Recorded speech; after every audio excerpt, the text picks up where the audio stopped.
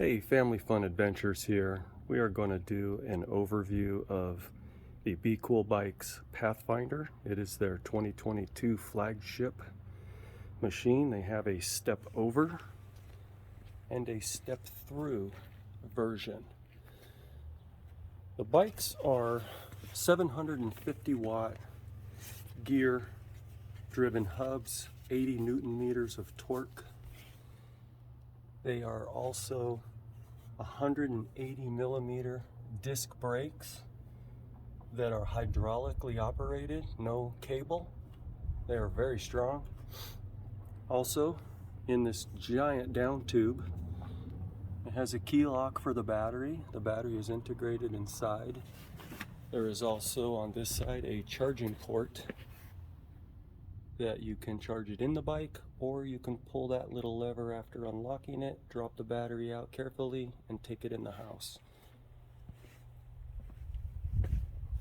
It's a very long-range battery. My wife and I went a 30-mile ride the other weekend, and she still had 40% left on hers. I was in the 30s.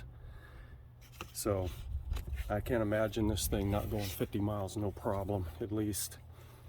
But it also has the 7-speed Shimano turning. Got the gear shifter here. You just push up to lower it, and you click that black button here,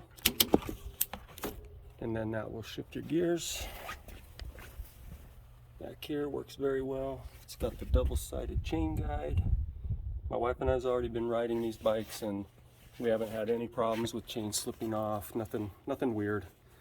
On this model, it does have the hydraulic front forks. It's not just a regular spring fork. They are more like a motorcycle fork. So they have a nice progressive feel. They don't bottom out very easily at all. I think maybe I bottomed mine out once in 150 miles. And I was doing something a little crazy I shouldn't have been doing, but we won't talk about that right now.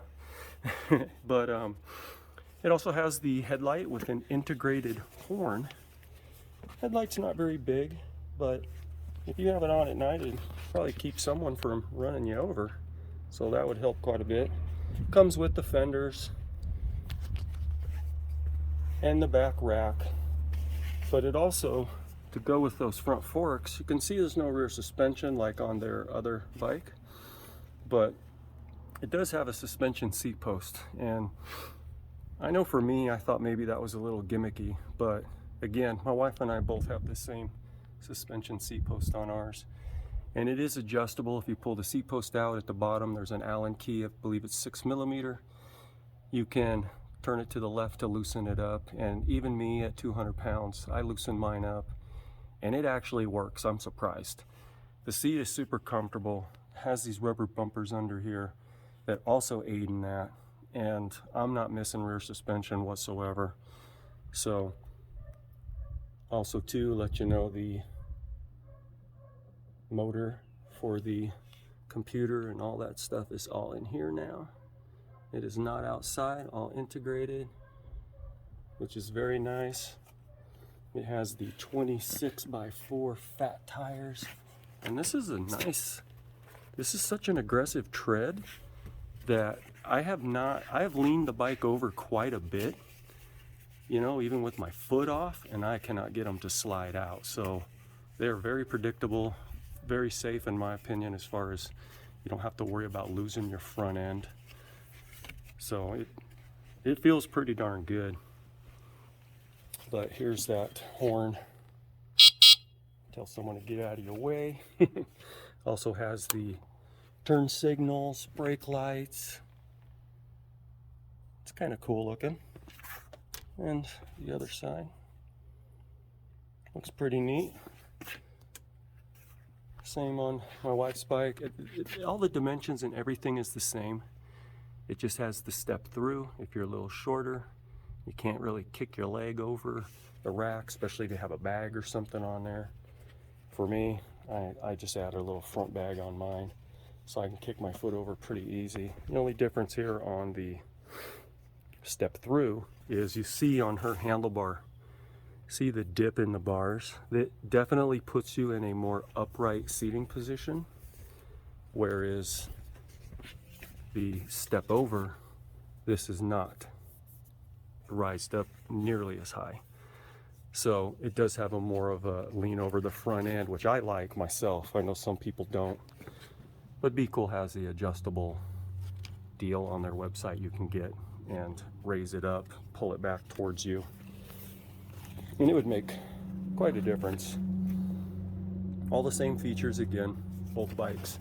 They really, it's funny though, when I ride her bike, it does feel slightly different with that seating position. But again, on these wheels though, these are 6061 aluminum. They're not cheap. They have stainless steel spokes that are painted black, stainless steel nipples, so it's a nice strong wheel setup.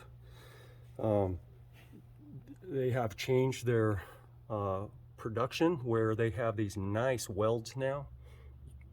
I'm hearing they use a higher quality aluminum than maybe before. Look how clean the welds are up there. And again, you know, it has the safety features also. You squeeze in that front or rear brake, it kills the motor in case you're, you know, just not feeling it and something doesn't feel right. You're just learning how to, because when you first learn how to do these things, they're kind of strange. You start to pedal and it just starts to go on you, and it's a lot of fun though. But it does have plenty of safety features. That's why there's, you know, so many cables up here. I'm not sure how you could even make that cleaner. It's brake cables and safety brakes and, you know, wiring for the controller inside. So it's pretty clean looking. It's not bad. Same here on hers. It's not bad at all. So, but you know, it's an under $2,000 price range. So that 15 to 2,000. And also this one has a 2-year warranty. So that's something to think about. But it's a good looking bike. Definitely got a real mountain bike feel. And again, I'm really surprised on the suspension, how well it is. If I knew the suspension seat posts weren't such a gimmick, you know, the gimmick that I thought they were, because they're not, I would have put one on my Trek mountain bike, which has no suspension, just for those little potholes down a smooth dirt road, those little bumps that are unexpected. So, very nice. I think we need to go take it for a spin.